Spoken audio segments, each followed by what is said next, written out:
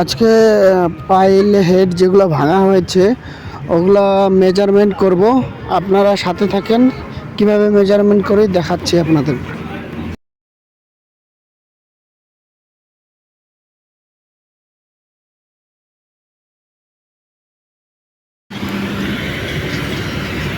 লম্বা হচ্ছে 23 ফিট 10। আমরা আজকে খোয়া মেজারমেন্টের কাজ করতেছি।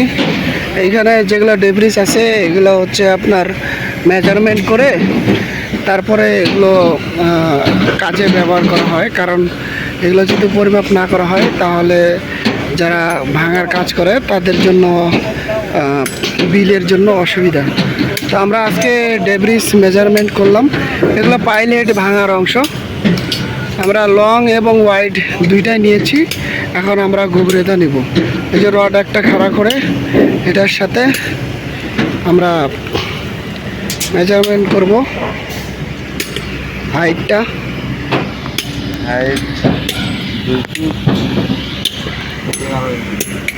আছে 2 ফিট 11 ইঞ্চি। একটা মেজারমেন্ট নিতে হয়। এটা কত আছে? 3 ফিট 2 ইঞ্চি। এটা হচ্ছে আছে। এখন এই পাশে মাপা হইলো, এখন ওই পাশটা যাব। এই পাশেরটা মাপা শেষ, এখন এই পাশে মাপতেছি। এই পাশে কত আছে?